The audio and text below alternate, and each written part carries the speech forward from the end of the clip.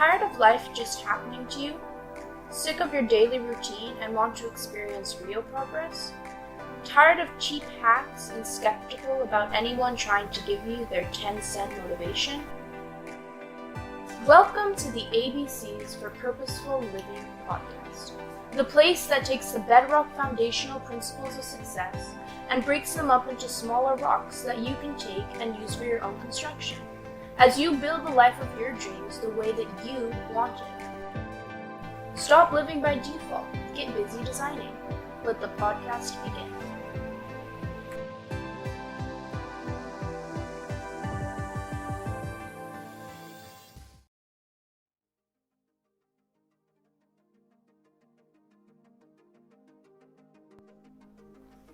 David Thurmer is an award-winning transformational life coach, leadership expert, and speaker. He's worked with over 100,000 people across 34 countries for the past 10 years, helping them to experience major change in their lives and to implement habits and rituals to ensure that the progress is lasting. Through his immersive seminars, live events, and coaching retreats, he makes you shake down your life, beliefs, and habits to their foundations in order to help you build a more intentional and powerful future. It's these foundations that he is bringing to you week by week in these podcasts, with the goal of helping you, wherever you may be, to get a hold of your life and turn it into something amazing. Welcome to the ABCs of Purposeful Living podcast.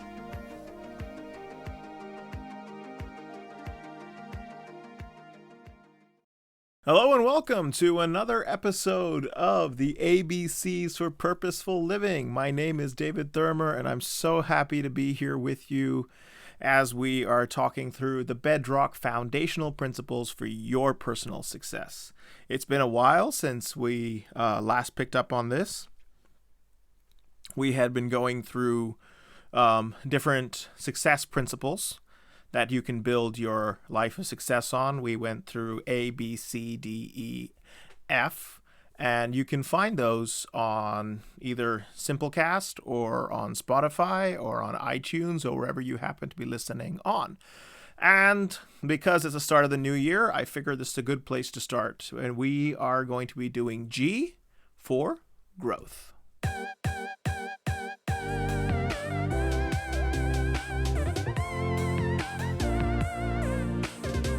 Now, I want to do something different this time around. What I would like to do for this particular episode is I was just going through my archives of stuff that I've done in the past, and I was looking over a few different things. And one interesting thing I came across was a Facebook Live I did back in 2019 on the topic of transformation. And actually, it was recorded around the same date that I'm recording this now.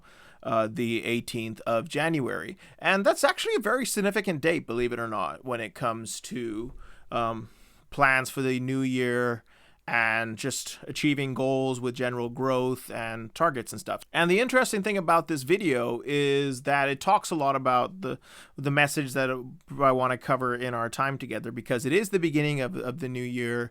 And it is a pretty important time. So what I wanted to do is I wanted to watch the video split screen along with you. And then I'd like to comment in it a few different parts and add in my 2 cents, give it an updated point of view. And hopefully by that, we should be able to get through this entire session together. So if you're listening to this, I will indicate when I've put things on pause. But if you're watching it on video, it might be even better. So let's get into it. I'm a little bit, I've never done this before, so this should be interesting. Okay, so let's look at myself from 2019. Here we go. Well, hello everyone and welcome. We are live. Okay, first things first, why am I wearing that hat?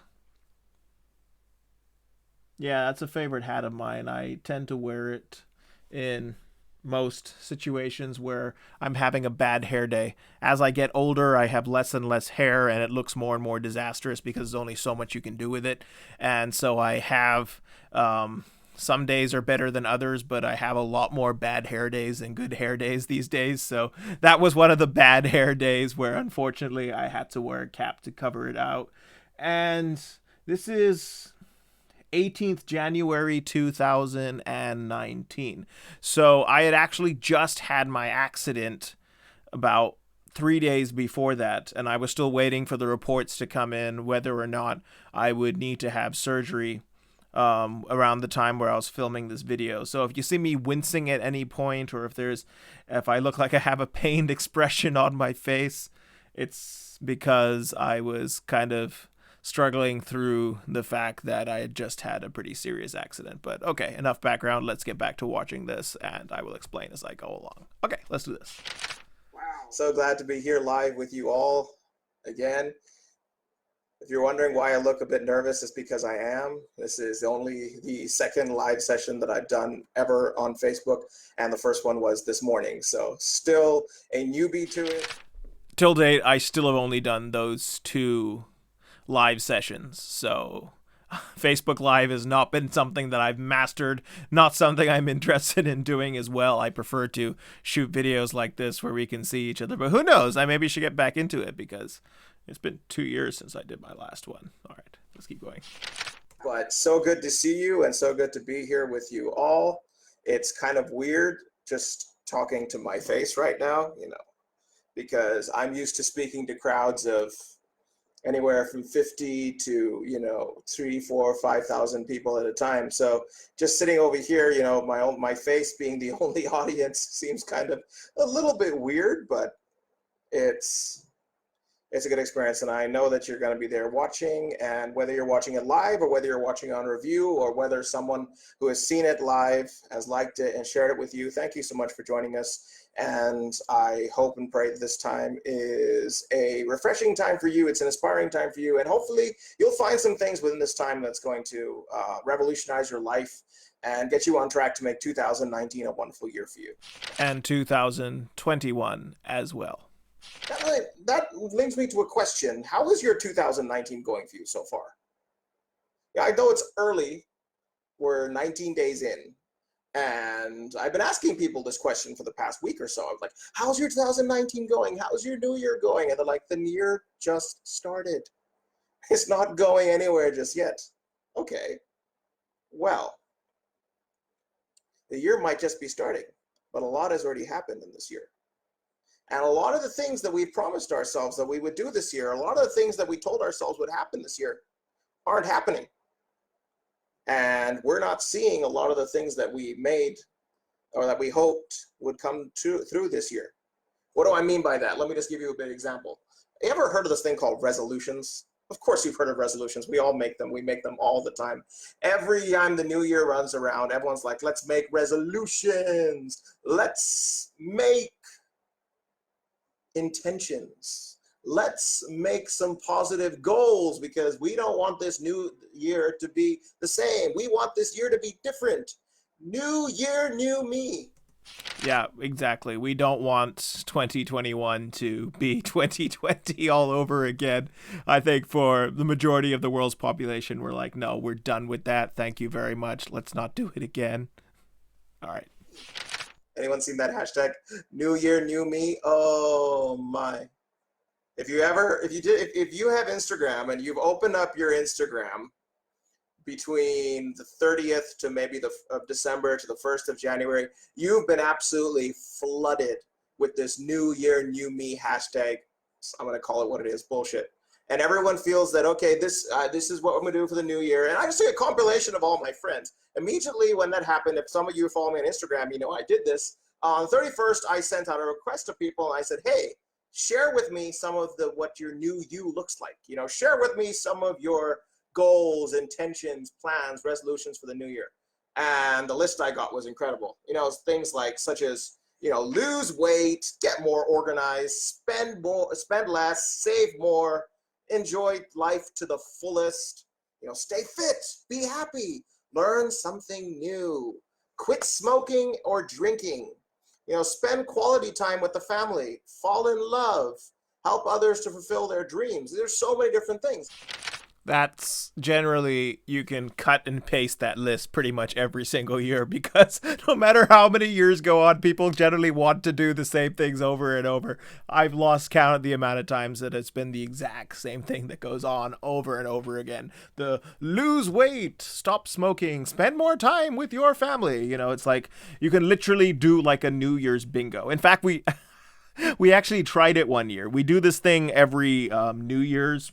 I have a coaching group that I work along with, and we do this thing which we call candlelight. And basically what it is, people come together and everyone lights a candle, and the candle represents all their aspirations for the year ahead.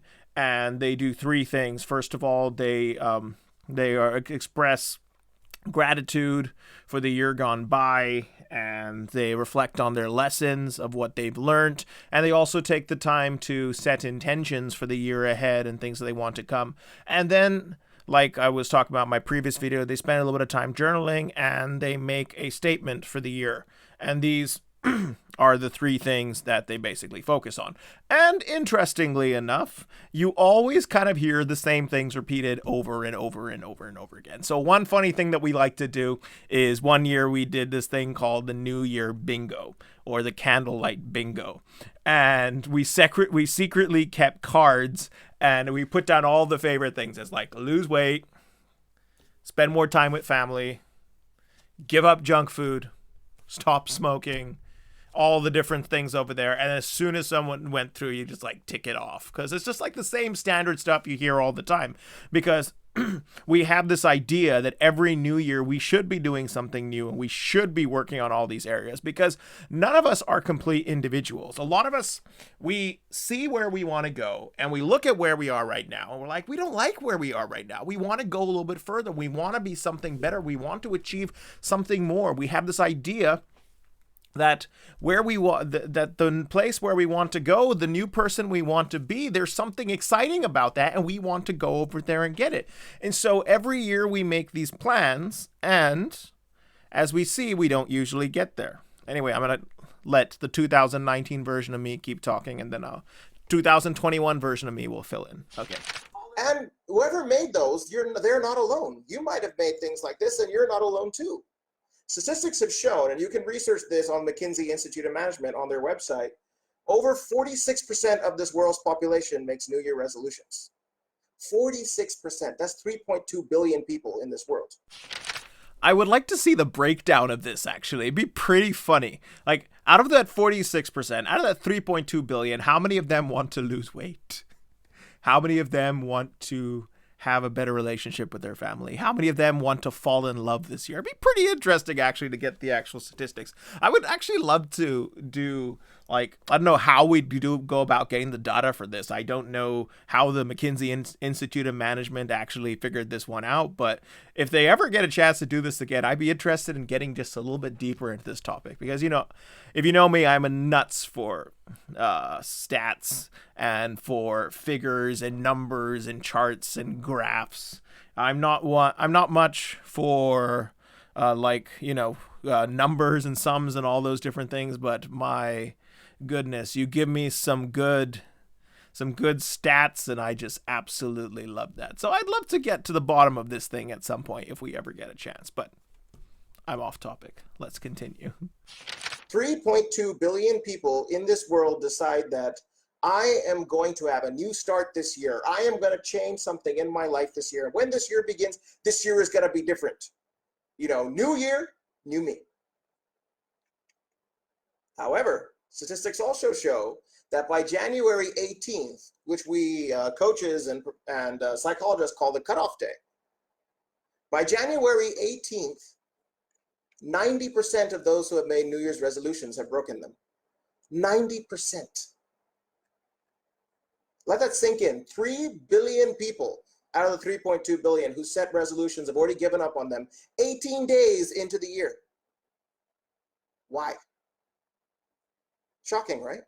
You might have set New Year's resolutions yourself. You might have set New Year's intentions. I want you to think about this for yourself too.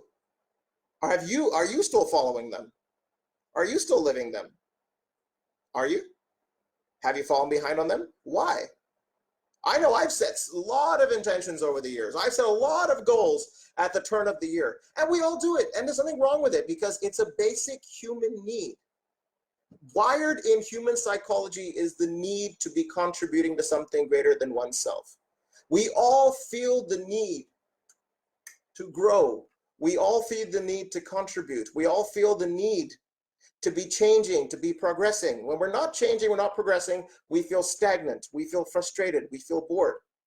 It's just a natural part of life. And so we get this thing in our heads that January 1st is when all this is going to happen. 2019 is going to be the year of change.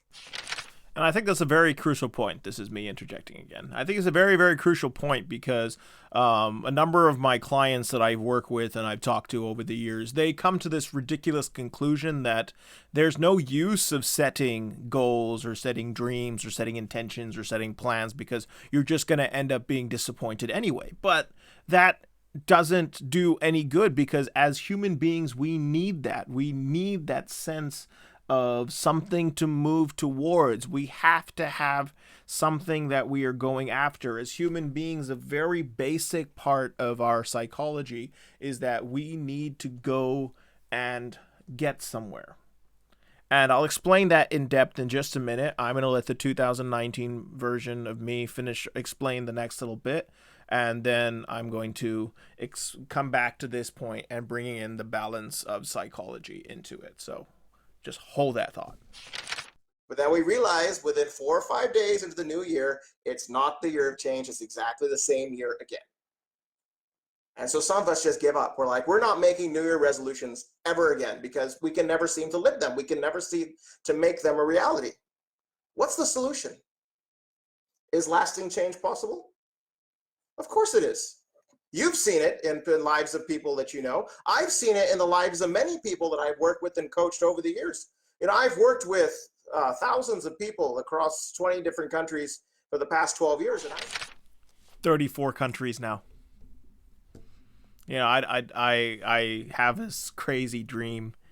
I'm going off topic everywhere. I'm sorry about this. I just wanted to eject this. I have this crazy dream. By the time I'm 40, I would have liked to have worked with 1 million people in 100 different countries. So I'm at 34 countries and about 110,000 people at the moment. So let's see how much further we get from here.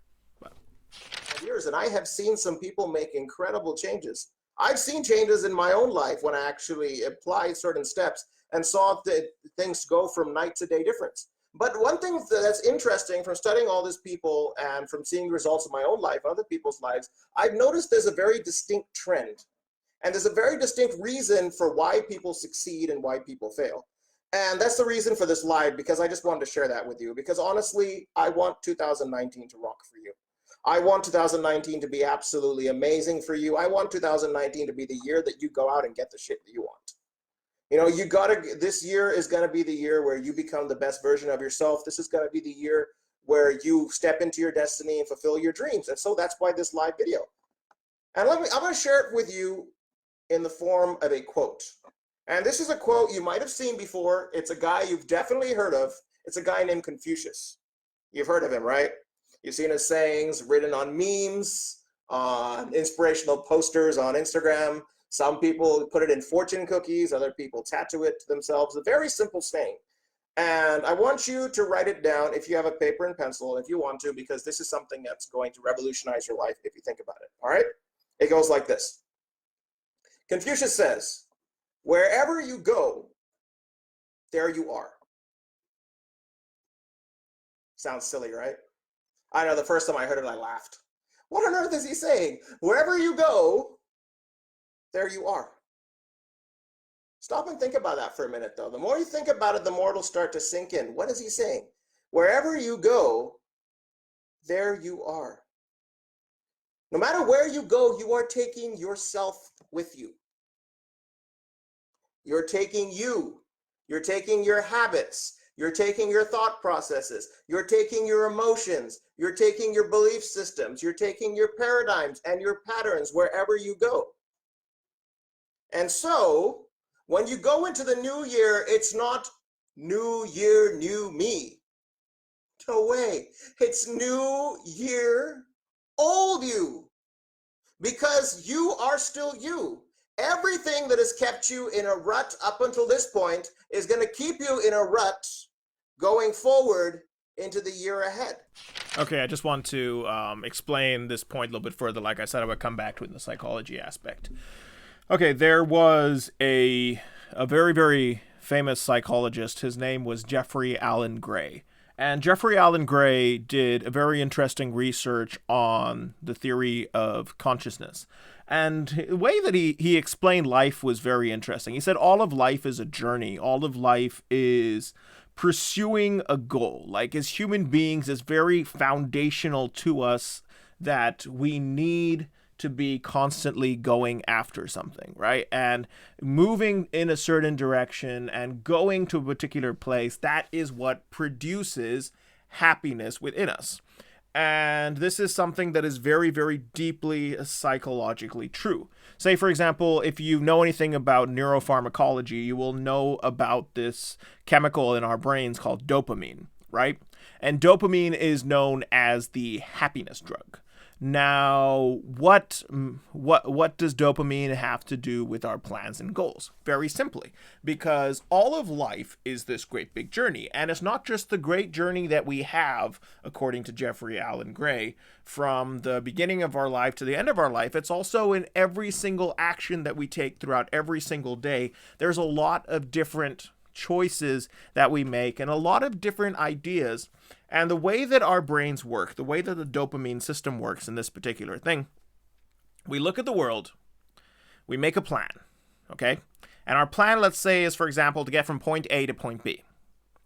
And your brain automatically associates happiness with getting to point B. And so when you make a plan, you say, okay, here I am, here's point A, and I'm going towards point B. Your brain will release a little bit of dopamine as soon as you start at plan A, at the starting point. And then your brain releases the next dose of dopamine when you get to plan B, the other place where you're going.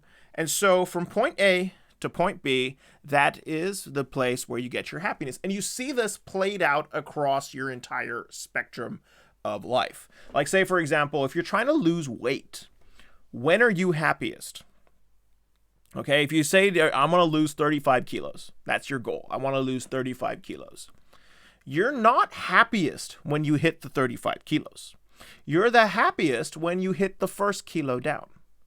Because your brain sees it, progress has been made, you are moving in that certain direction, your brain gets super excited, your brain's like, okay, we've done that, this is great. The dopamine cycle is being used and it's being released and all those different things are happening, and that is where you feel happiness, which is why throughout the past 200 years, psychologists, motivational speakers, life coaches, and philosophers have always been telling us that it is the progress that equals happiness. It is not reaching a goal or getting to a particular place. It is the journey along the way that makes us happy. And it's true because as we are passing the milestones, as we're seeing these different things come true, your brain is like happy, happy, happy, happy, happy. But staying in one place will not make you happy. You got to be moving because that's what your body wants. That's what your brain wants. That's what your psychology wants. That is how life is designed to work. And so as human beings, we perceive the world very, very differently, according to Jeffrey Alan Gray and according to the other psychologists who back up this claim. We don't see the world in terms of things around us. We look at everything as either opportunities or obstacles, as tools or obstacles, something we can use or something that comes into our way. And this goes across the board at a very deep psychological level, whether or not it is another person, or it is a piece of furniture, or it's a rock, or whatever it is. We see the world in terms of this. If all of life is a journey, if everything is from here we're going, we're starting here, we're going there because we're after happiness and that's where we want to go. Along the way, there are many different things that come into our life, and we look at them and we judge them on the basis, is this something as a tool that's going to help me? Or is it a obstacle that's going to hinder me? And so we make our plan. The brain releases a bit of the dopamine. We get super excited. We're like, okay, let's go to this particular place. And then what happens? Boom. There's an obstacle in the way.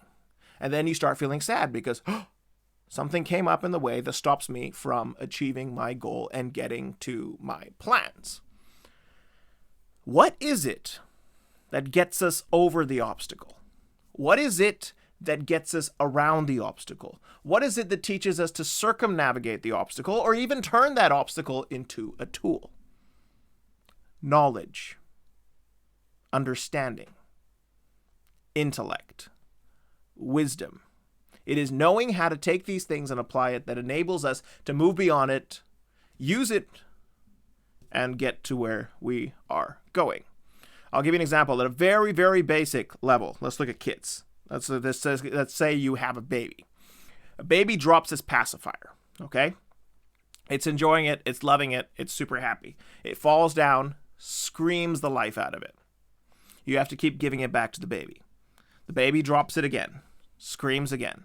Why? Because it has the object where it's focused, and now that object is gone, it doesn't have the intelligence to be able to go and get the object back for itself. And because it can't get the object back for itself, it's in trouble. It doesn't know how to find it. It cries. A 2-year-old has the exact same reaction when he's trying to get a piece of a puzzle into a particular thing. You ever seen these toys that Fisher-Price used to put out where you have the different puzzle shapes and you have the kid who's over there trying to match the shapes with the cutouts, and the first couple of times they try to do it and they don't get it, they start screaming because they're angry. They don't have the understanding of how to do it. But as soon as you go there and show the kid, okay, it goes into this one, and you do it a couple of times, the next time it can't fit it in, he doesn't cry. He goes and wiggles around a few of the other places till he finds it. Why? Because now he has the knowledge to be able to deal with it. And because he has the knowledge to be able to deal with it, it's no longer a very big obstacle for him. And so therefore it is his wisdom, is his intellect that moves him beyond it. When a kid is learning to walk for the first time and it's walking, if there's a table in the way, the first couple of times it'll sit down and cry because it doesn't know what to do. If you show him he can go around the table, then the next time he comes to the table, he's not going to sit down and cry. He's just going to walk around it. Why? Because now he has the knowledge with which to deal with this particular obstacle and and use it either to go around it or to go over it, or now to use it as a tool to get what he wants. And this is the very basic of our human nature. As we go through life and as we experience things that are tools and we experience things that are obstacles on our journey for where we want to go, it is our knowledge, it is our intellect, it is our experience, both of things that we can learn from ourselves and things that we can learn from other people that help us to navigate past those obstacles and use them as tools. So that way we can continue the journey, so that way we can continue to get the dopamine release, and that way we can continue to move towards happiness. Why does this tie into what 2019 me is saying? That quote from Confucius, "Wherever you go, there you are." As you go into a new place, as you encounter a new obstacle, if you haven't learned from the previous one, if you haven't grown from the previous one, if you're bringing your same mistakes along the road with you and your same levels of understanding because you haven't taken the time to learn or develop or become competent enough to deal with it, whenever you enter these things, as soon as you hit the same obstacles, you're going to fall down, you're going to collapse, and you're going to have issues with it. Not because you can't overcome it, not because you don't have the ability to circumnavigate it or to go over it or to even use it for your own benefit. It's because you haven't learned and you haven't grown and you haven't developed the ability to be able to deal with it intelligently. That's why growth is so important. With everything you go through, you learn from it. And when you learn from it, you register that learning in your brain. And so then your brain knows, okay, so this is how we deal with it. So this is how we fix it. So this is how we deal with the things that come up in our life. Otherwise, what happens is you can get to be 20 years old, 30 years old, 40 years old, 50 years old. Intellectually, you're not that old. You might just be 2 years old, or 3 years old, or 5 years old, or maybe you're an adolescent, or maybe you're a teenager mentally. Why have you not grown your brain to the point of your own age? Because most of us don't have 10 years of life or 15 years of life or 20 years of life or 40 years of life, however old you are. We usually have like 3 or 4 years that are repeated again and again and again because we haven't taken the time to learn it, encapsulate it, Make it a rock solid thing, and then from there move on and progress. And therefore, as you're going through life, you will find yourself encountering the same obstacles again and again, and falling into the same ditches again and again, because even though you're in a new place and new opportunities, you haven't learned how to deal with them. You faced them before, but you never registered that lesson with you. And therefore, no matter which way your journey is going, you keep running into the same obstacles again and again and again. You're facing the issues. There's just no growth. Okay, let's get back to Mr. 2019. And so when you think that suddenly the year is changing, I'm going to experience massive change, I'm going to lose weight, I'm going to catch up with my friends, I'm going to spend time with my family, I'm going to be positive, I'm going to stop smoking, etc., etc., etc., you will find yourself falling back very, very quickly and then wondering, why did it happen? I'll tell you why it happened, because you didn't change. You tried to change an action without changing what triggers the action, without changing what causes the reaction. Because unless you figure out what is triggering the action, what is causing it every single time, no matter what situation you're in, no matter where you go, no matter which year you happen to transport yourself, build a time machine, go see yourself at 80, you'll be doing the exact same thing. Why? Because we are creatures of habit. We respond to different stimulus in our brain. So what is the brain telling you, and how are you acting? Otherwise, no matter where you go, there you are. I've seen this in my own life too. When I was in my teenage years, I had problems with bullying. I was bullied a lot. No matter where I went, I had problem with kids. I was always became a victim. And I remember there was a training camp that I could have attended. It was about 30 days away. I didn't know anybody there, brand new person going for the first time. I just said, this is a fresh start for me. I'm going to get away from here, get away from my problems. I'm going to get there and I'm going to have a new life. Guess what? I landed up there, and within 24 hours, I was being bullied already. Why? Different place, different people, same me. My reactions were the same. My behaviors were the same. I was creating the same problems, the same tensions. I was triggering the same reactions, just in different people. You'll see this yourself too in your own life. You change a job because you hate your boss, and then find another job where you hate your boss as well. You break up with your girlfriend or boyfriend because there's this one thing in them that you absolutely can't stand. And guess what? A few months down the line, you get into another relationship and it starts going like that. Or maybe your relationship is great at first, and then it always goes downhill. And then you break up and they say, well, next one's going to be better. And it starts exactly the same way and it ends exactly the same way. Why? Because you are still you. Wherever you go, there you are. You are taking yourself with you. Let me tell you something, and this is something that's going to blow your mind, because it blew my mind when I first heard this.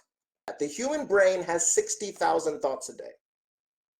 Now you might say to me, because I hear people say this a lot, hold on a second.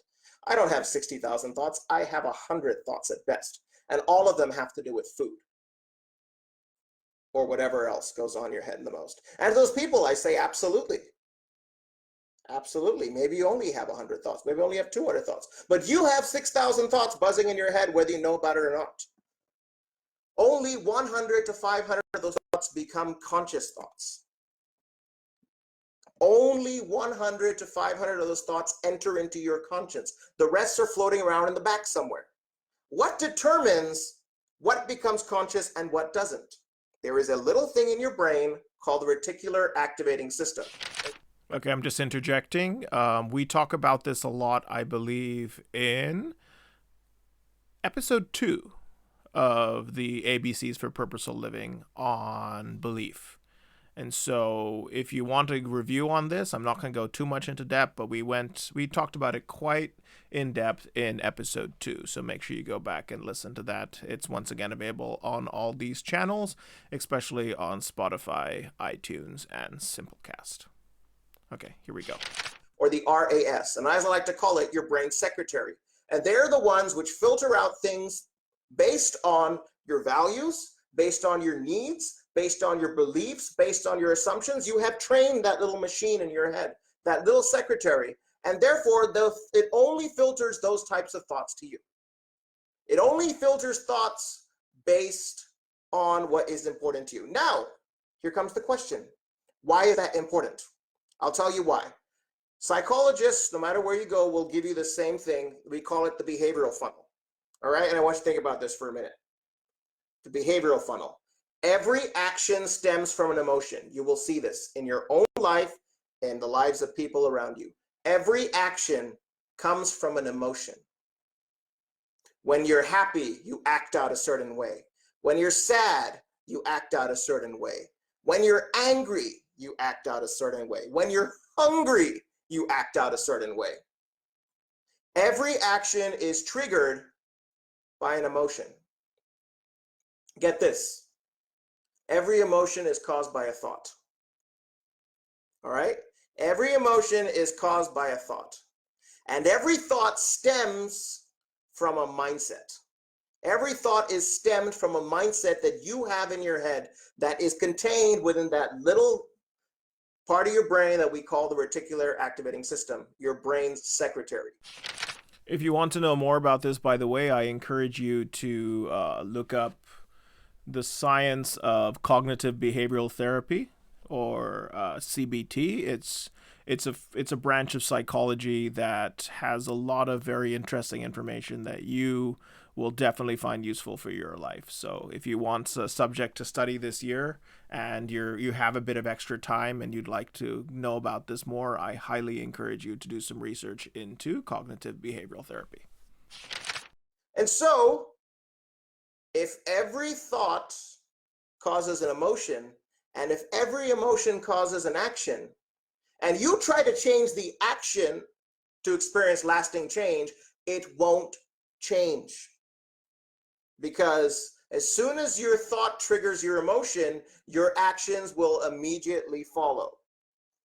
You always act on what you believe. Everything happens in your life. You're like, I don't know. I don't know why I responded like that. I wasn't thinking. Ever heard yourself say that? I don't know why this happened. I just instinctively did it. What are your instincts? Your instincts are your thoughts triggering your emotions, triggering an action that you're not even thinking about. Those are the actions we're trying to change in the year when we want to go ahead and we want to experience new life, we want to experience new change and new transformation, new year, new me.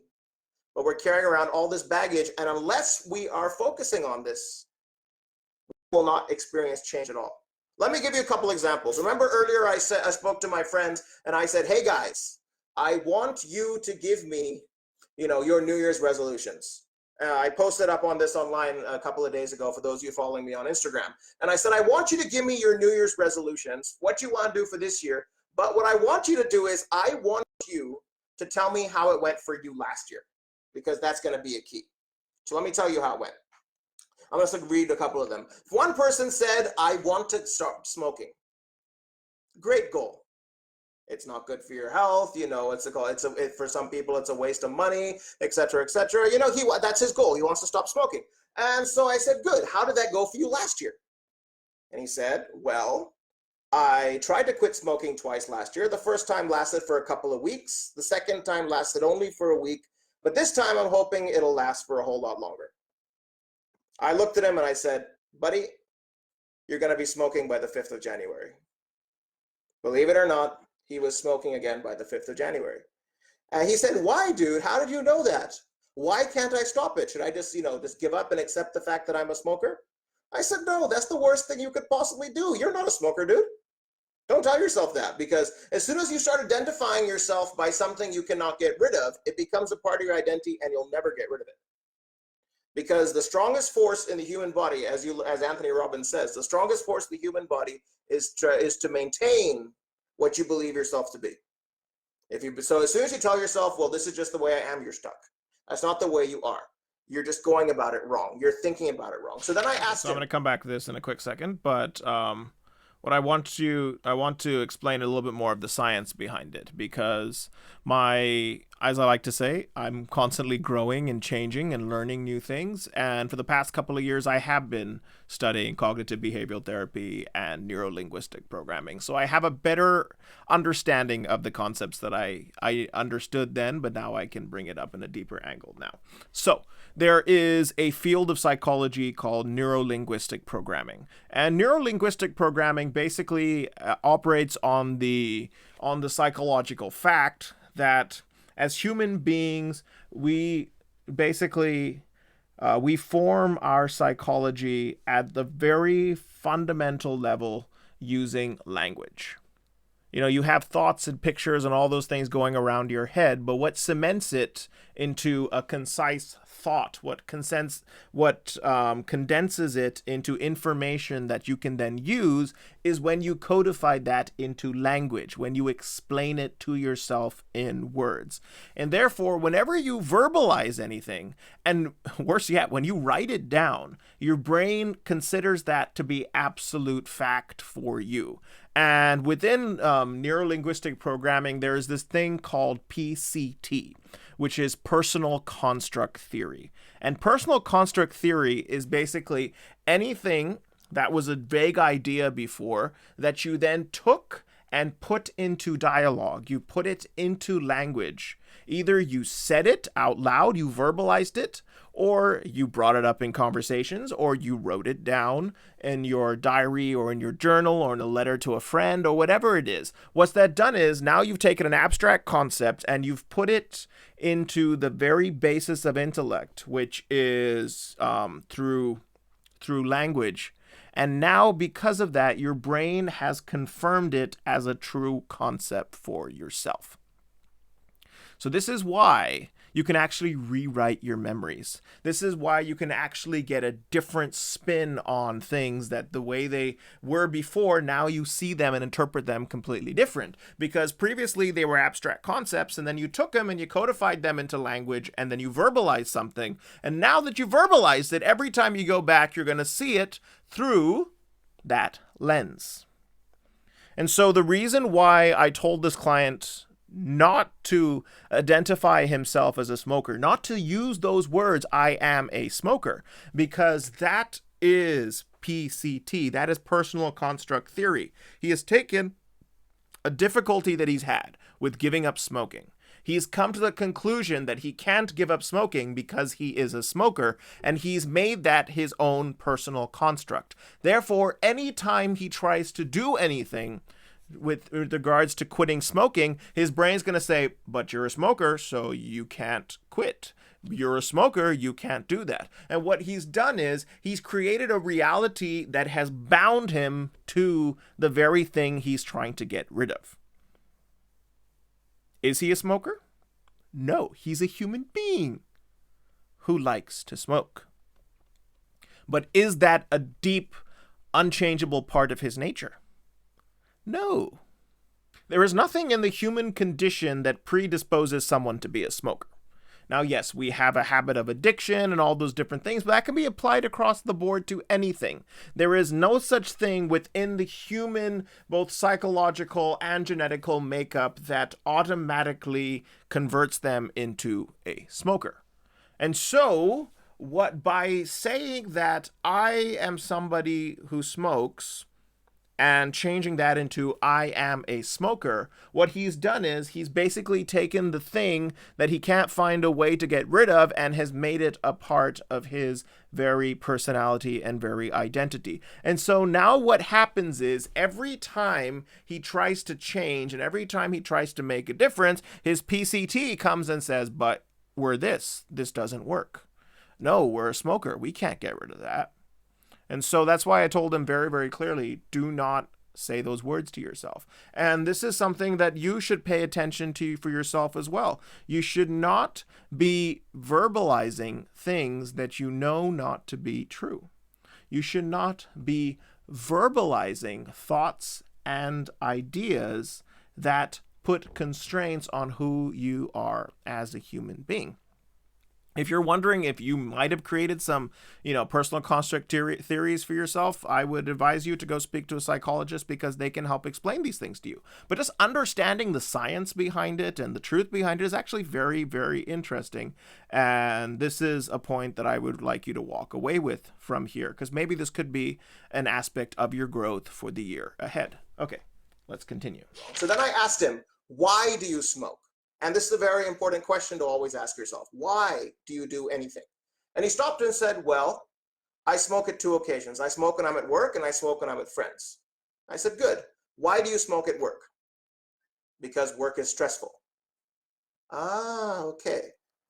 So it's a way to escape. stress. What we do here, this is a process which we call root cause analysis. And if you have a friend who works in business analytics, or if you know someone who does like Six Sigma or things like that, they specialize in this. And basically what root cause analysis is basically you just ask the questions over and over again. Why? Because then you get down to the bottom of things. Because generally any sort of construct that you have falls apart after the second or third why. So the more whys you ask, the deeper you have to go into your reasoning, the deeper you got to go into your psyche, and the more likely you are to find out the reason why. So if you want to do more research into this, look up root cause analysis. And that was what I was doing with this client, and what I usually do with most of my clients when we have an issue that we need to get to the bottom of. Because smoking is a distraction from the stress of work. It is a release from pain. It gives him peace of mind. Why do you smoke with your friends? Because they all smoke, and then it's a way to relax and have downtime. Okay, so it's your way to relate to your friends. You smoke because it's your way of connection with the people around you. Now, don't tell me that you're a smoker. You only smoke because it brings you peace of mind, and because it helps you to relate to the group of friends that you currently have. So if you want to stop smoking, what do? You don't just say, I'm not going to smoke, because it's built into your brain that the way that you get peace of mind and the way that you relate to your friends is to pick up that cigarette at every point. Let me tell you something. If you want to fix this, you got to find a way to fix the stress in your life. You got to find other methods to cope with stress. Meditation, reading, taking a walk, deep breathing, having a snack, whatever it is. Something in the office that takes you away, refreshes your mind, resets you, and brings you back. Once you find the way to handle that stress in your office, you'll give up the smoking, because it's no longer your brain's default way of acting. Relate to friends, find another thing to communicate with, find another thing to do with them, find another place to go out, find a different group of friends to hang out with. If you solve those two problems for your brain, you will give up smoking without even trying. Why? Because you're not just trying to target the action, you're targeting the why, you're targeting the thoughts, the belief system that is causing you to repeat that action over and over again. Interesting, huh? Never thought about it like that. Just an update. That client has actually quit smoking now. What he's been unable to do for years, he did within 3 months of the first 3 months of 2019 after we had this conversation. So it's from the benefit of hindsight, it works. Like that. Let me tell you another one. Another person wrote me, and they're probably, I hope they're going to get a chance to see this video, because they said they want to be on the Facebook Live, because I told them I'm going to answer it for them. But they said, I want to think more positively this year. And I said, positive thinking. That's such a common one. Everyone wants to have positive thinking. I said, okay, how'd that go for last year? They said, last year sucked. Last year, I had so many negative thoughts in my head. I had depression about different things, et cetera, et cetera, et cetera. And I was like, then you're going to have the exact same thing this year. You're going to be depressed again this year. You're going to have negative thoughts going through your head, and it's not going to work out for you. They said, how do we fix it? I said, okay, let me ask you a question. What made you negative last year? When were the times that you felt that my positive thinking is gone? And what they told me was, every time I feel there is something in my life that I cannot control, I start freaking out. And that is when I start having these thoughts that lead to insecurity and eventually lead to depression and things like that. So I said, so the fact is not that you want to be more positive thinking, it's the fact that you need to come to peace with the fact that there are some things you can control and some things that you can't. Until you come to peace with the fact that life is not in your control, and that you have to learn to let go and learn to accept and learn to embrace, and at the same time learn how to process everything that comes into your life, good or bad. Only once you learn that skill, then you can start having peace of mind, and then you can start thinking positively. Because until you deal with that, your brain's way of every time a thought enters your head that this situation I can't control, the emotion is fear, and the result is negative thinking. The result is depression. unless you're targeting up here, unless you're hitting the top of the funnel, unless you are triggering the top of the pyramid, the RAS, the belief system, you're going to have the same emotions and the same reactions every single time. And that is why some people succeed, and that's why many people don't get their results for the year ahead. But I want to see you get the results for the year ahead. I do. I really want to see you succeed. I want to see you grow. I want to see this to be a year of massive, change for you. I want this to be a year where you live your dreams, because to be completely honest, that's what this world needs. You look at the different people around the world that you admire, people who've gone on to change the world, people who we look up to and say, these guys are world changers, these guys are heroes, these guys do awesome things. What's different between them and you? Nothing. They're humans. They're born the same life. They live the same lives. They don't have any special superpowers. None of them are superheroes. No.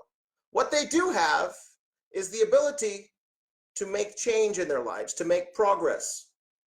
And it all starts because they've all mastered this. They've all mastered the emotional intelligence, and they've all mastered the emotional strength that they need to be able to grow into the changes through examining their thoughts, examining their patterns, and so they can have that lasting change in your life.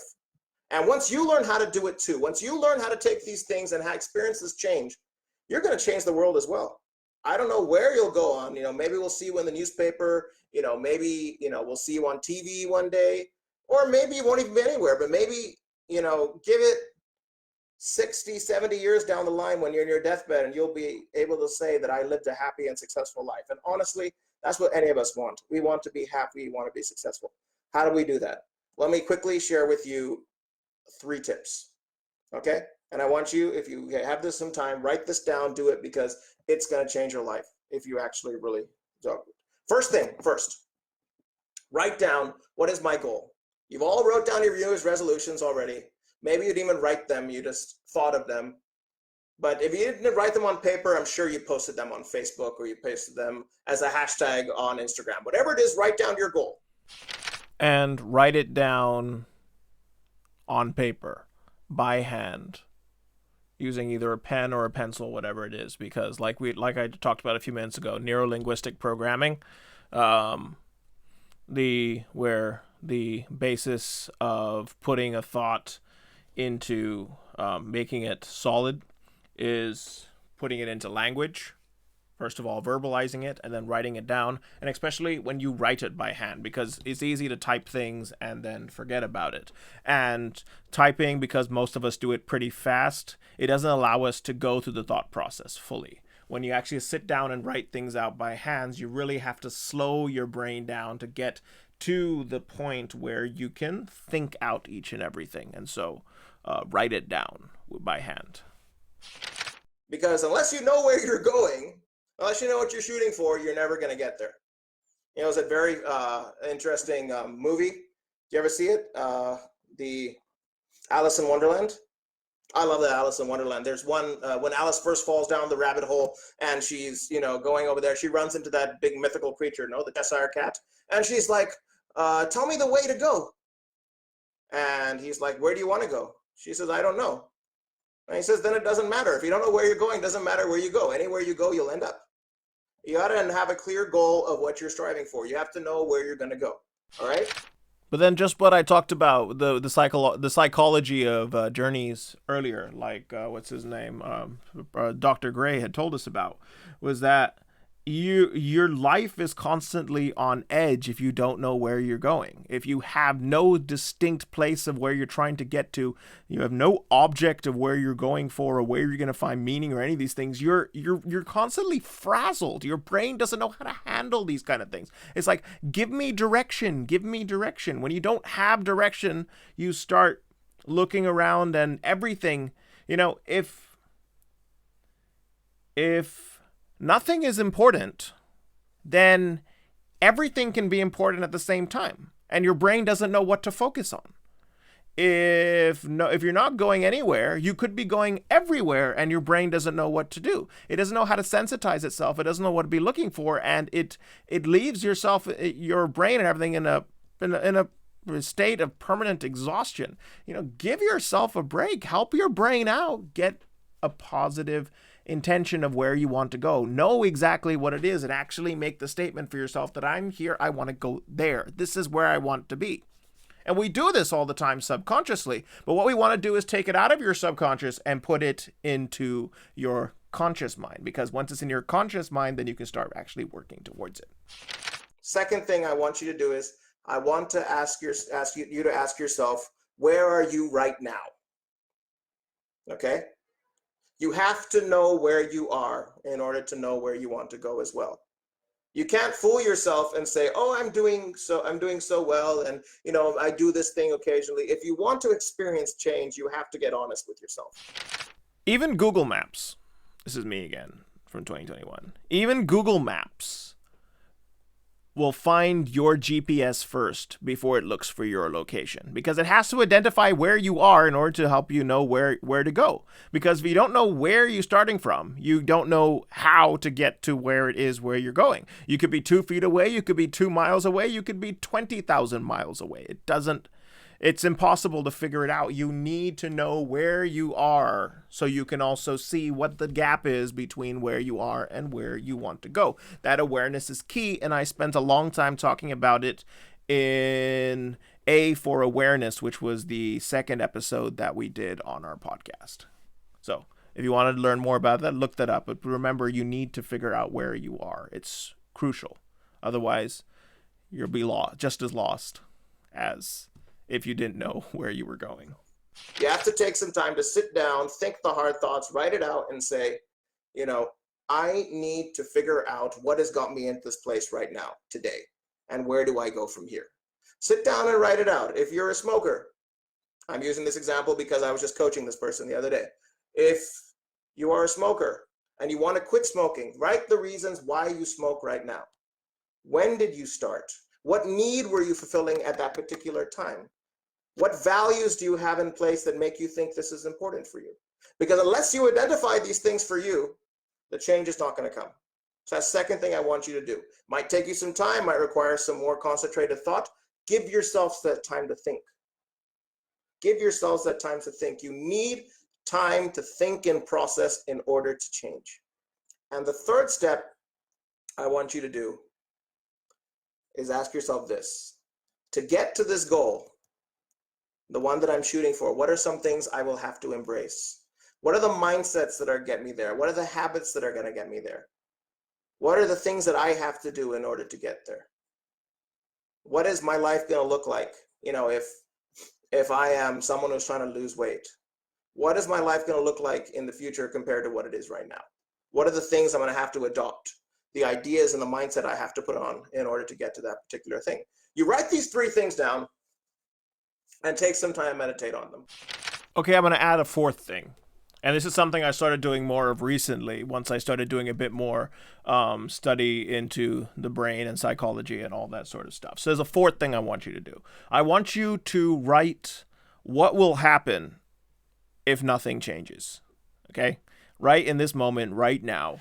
If you never make a change in this area, if you keep smoking for the next 5 years, what is going to happen? How much money is it going to cost? How damaged will your lungs get?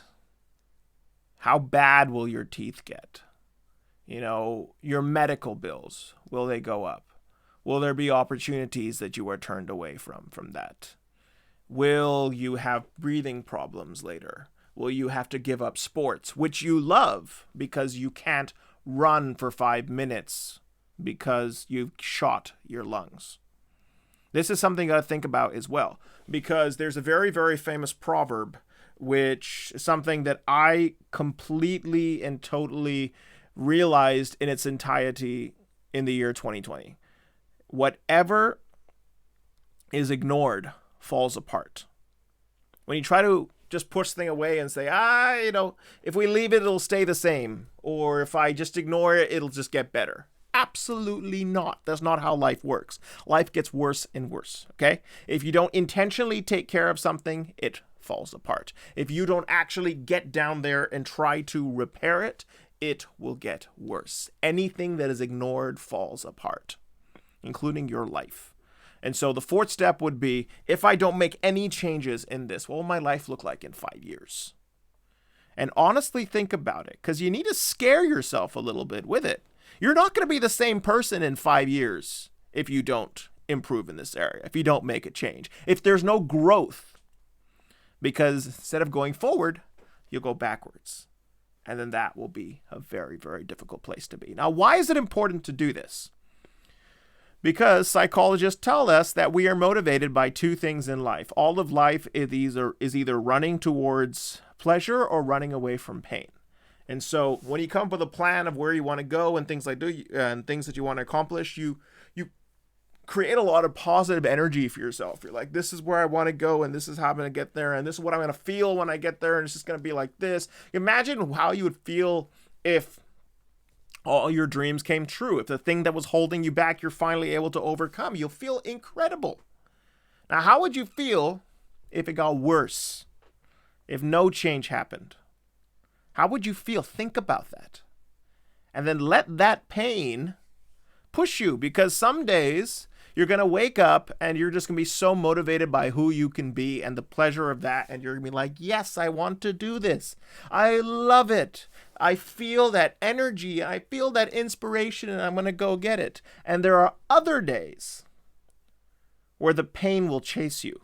You get up and you don't have the energy. You don't have the motivation. But you're like, you know what? If I stay here, I am going to hate myself in a few months from now, because my life's going to fall apart. And so I have to get out and do it. So that's the fourth step that you can do along with these other three. Okay, I think the video is almost over. He's got about 3 minutes left, and then I will bring it into a close. Okay, Mr. 2019, give us your closing. Show him to a friend. Show him to someone that you trust. Show them to anybody. You're going to show them to me. You know what? I'm going to do that for you guys, because I really want to help you. I really want to spend the time this year helping you achieve your dreams. What I'm going to do is, I don't do this but often, but give me a second. Let me pull up the link here. Excuse me. I'm just going to give you, I'm just going to go ahead and give you that link. Gives you a 30-minute session with me, absolutely free. And during those 30 minutes, tell me about your goals. Tell me about these three things that you're right now. Tell me about these three things. Tell me about where you want to go, where you are right now. What are the things it's going to take to get you there? Yeah, I think I did that, actually. I gave everyone on this live session, I gave them, whoever wanted to, the first however many people click the link, and we'll get a chance to get a free 30-second session with me. And actually, I got quite a lot of inquiries with that. I think I talked to almost 40 people afterwards from that, of course, over the next couple of days. Usually would not have been able to fit it into my schedule, but hey, I was in bed with the gigantic cast on my leg. And so all I did was have time to talk to people. So it actually worked out pretty well. And I was able to talk to some pretty amazing people, and we actually managed to do some solid work with some of them. So who knows? I mean, maybe I might do this again. Yeah, I should probably do that, actually. Yeah, write me in the comment section if you'd like me to send you a link for a complimentary call.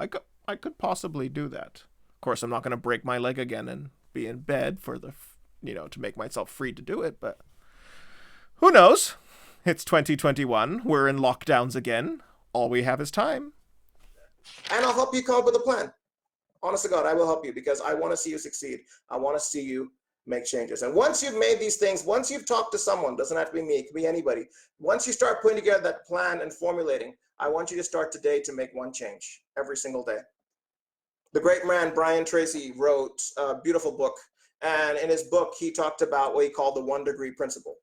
And the 1 degree principle, he gave the example of an aircraft. Like if an aircraft wants to turn to land, if the aircraft is landing, it's not going to start turning within 2 miles of the airport.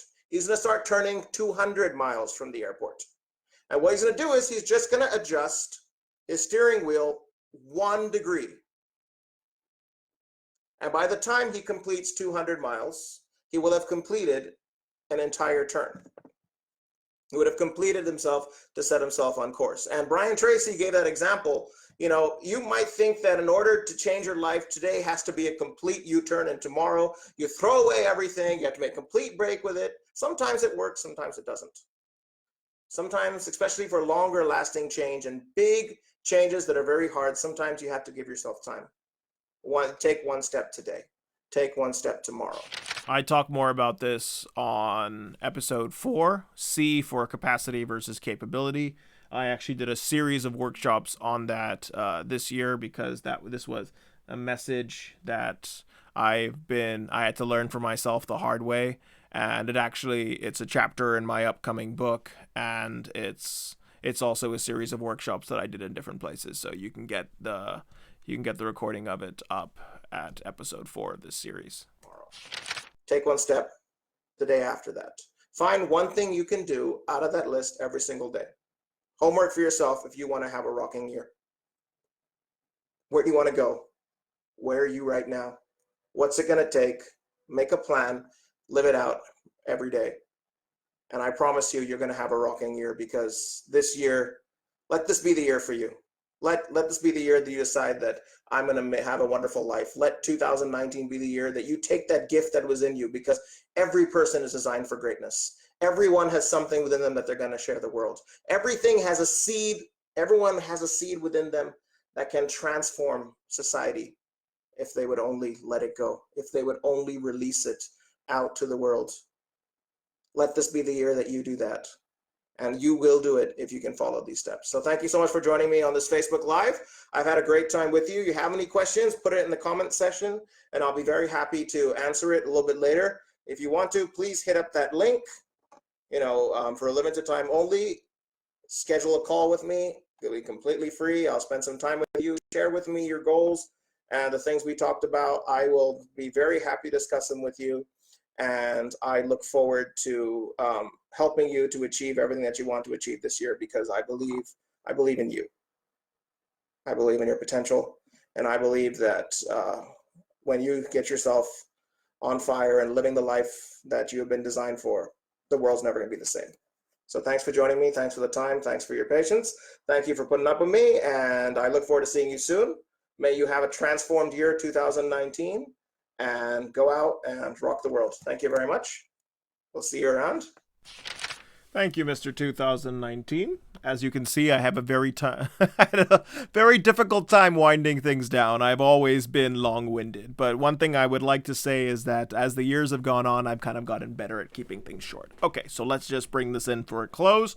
Remember, most important things from this, all of life is about growth. You're always trying to get somewhere in life.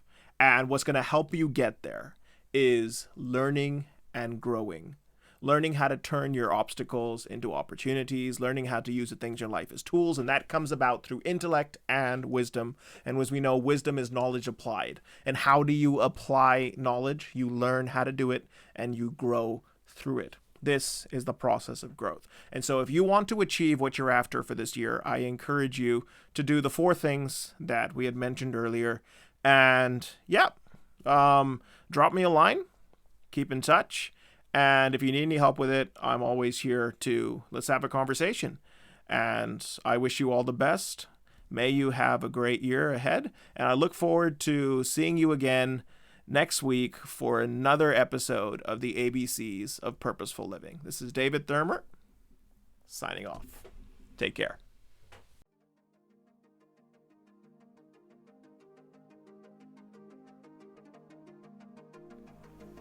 Thank you for joining us today on the podcast. Please do subscribe for more.